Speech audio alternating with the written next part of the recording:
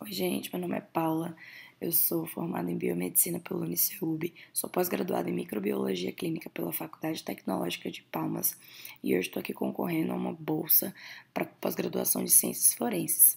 Então eu vou falar um pouquinho com vocês sobre o meu TCC.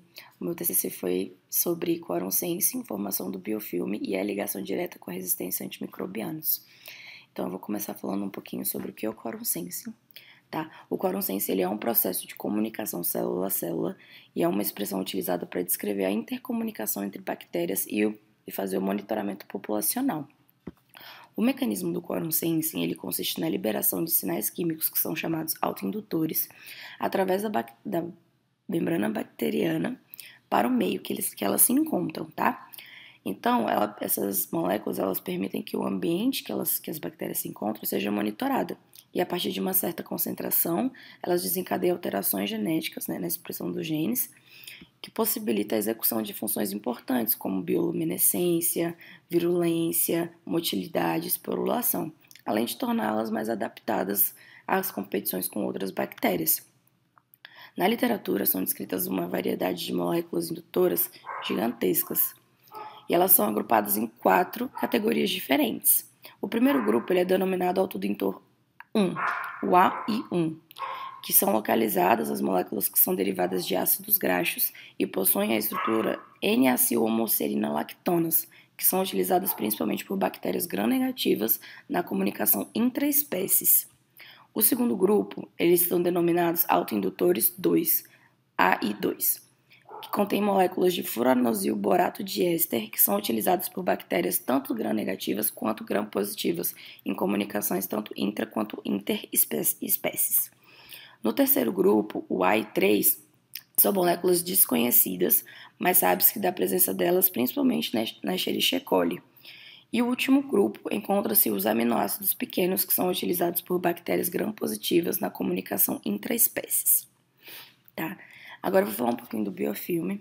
O biofilme ele é formado por uma comunidade bacteriana que tem como estrutura uma matriz extracelular autoproduzida, que compreende uma matriz complexa de polissacarídeos, lipídios, DNA extracelular e proteínas. Ele também serve para proteger as bactérias de estresses ambientais, exposição a antibióticos e ao ataque imune. A formação do biofilme é dependente do Quorum Sensing. A vantagem dos micro-organismos de se manterem dentro do biofilme são gigantescas, principalmente no que se refere à proteção contra agentes agressivos, além como resistência a sanitizantes, a antibióticos. Os biofilmes também apresentam resistência à luz UV e à desidratação. A formação do biofilme é um processo dinâmico que engloba várias etapas. O primeiro é o pré-condicionamento das superfícies por macromoléculas presentes no ambiente. O segundo é o transporte das células planctônicas do meio circundante à superfície. O terceiro começa a adesão inicial em uma superfície que pode ser biótica como abiótica. O quarto começa a migração de células, que eles começam a formar microcolônias através do Quorum Sensing, dessa sinalização molecular. E depois começa a produção da matriz exopolimérica, que começa a desenvolver essa proteção toda. Depois tem a maturação e o desenvolvimento com internalização de nutrientes, metabolismos dos mesmos e transportes de resíduos. E por último, a liberação de células planctônicas e agregados bacterianos da camada mais externa, que aí consegue ter uma dispersão, multiplicação e uma colonização de novas superfícies, o que estabelece então um equilíbrio dinâmico do biofilme. Os biofilmes, eles são muito importantes em algumas atividades humanas, Em estações de água ou de efluentes, os biofilmes eles são utilizados para remover organismos patogênicos e reduzir a quantidade de matéria orgânica na água. Em sistemas aquáticos e no solo, os biofilmes multiespécies podem ser encontrados na ciclagem de nutrientes, como enxofre, nitrogênio e carbono. Alguns bioprocessos eles também utilizam dos biofilmes, como na produção de vinagre, ácido cítrico, aplicações farmacêuticas, como produção de metabólitos secundários, e alguns processos biológicos para a extração do metal a partir do minério. O grande problema do biofilme é quando ele tem um crescimento não desejável, porque ele pode causar prejuízos bem significativos, principalmente na área alimentícia e na área da saúde. Como já foi relatado na literatura diversas vezes, os biofilmes eles podem ser formados na superfície de catéteres, lente de contato, marca-passo, válvulas cardíacas e articulações artificiais. É importante ressaltar que os biofilmes exercem um papel fundamental no desenvolvimento de doenças infecciosas, pois podem ser formados em qualquer superfície do corpo, persistindo também após o tratamento, com altas doses de antimicrobiano. As infecções por biofilme, elas podem ser classificadas em dois grandes grupos. Aquelas que são associadas a biomateriais e as que não são associadas a biomateriais, mas são encontradas em tecidos e mucosas. O primeiro grupo, ele compreende as infecções relacionadas à colonização do biofilme em biomateriais implantados dentro do corpo do paciente, ou que faça conexão entre o meio externo e interno. Nesse grupo, estão presentes as infecções associadas a próteses ortopédicas, tubos endotraqueais, catéteres intravenosos e urinários, lente de contato, prótese de mama.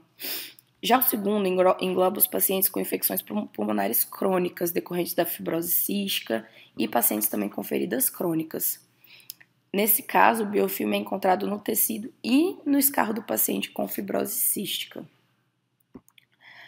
A resistência antimicrobiana é um tema muito discutido agora, atualmente. Então, vários autores eles citam fatores que são sugeridos para explicar o porquê que isso acontece, principalmente dentro do biofilme.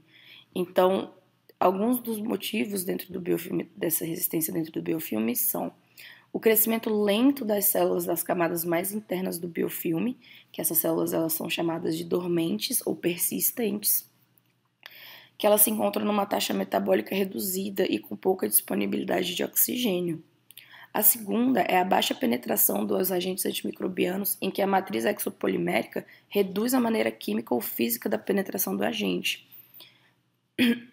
A terceira ocorre a transferência transversal dos genes de resistências ligada à alteração dos alvos e expressão de bombas de fluxo e enzimas degradadoras ou neutralizadoras. Alguns autores falam que esses fatores indicam que as infecções por biofilme são raramente resolvidas pelos mecanismos de defesa do hospedeiro, mesmo que esteja com adequadas reações imunes, tanto celular quanto humoral. Então, a cronicidade das infecções causadas pelos biofilmes é caracterizada pelo dano tecidual e a inflamação persistente. Por isso, ocorre a resistência à resposta imune do hospedeiro e aos agentes antimicrobianos. Alguns autores explicam também que a rápida reversão dessa resistência à dispersão de um biofilme sugere que o mecanismo de resistência adaptativa e não de uma alteração genética, o que indicam para a gente 4 hipóteses dessa baixa suscetibilidade de antimicrobianos no biofilme. A primeira é a baixa ou incompleta penetração desses agentes no biofilme. A segunda é um gradiente de concentração de um substrato metabólico ou produto que é conduzido para as zonas de células com metabolismo baixo. A terceira é uma resposta adaptativa ao estresse causando essas células. E a quarta é quando uma pequena fração de células se diferenciam para um estado altamente protegido.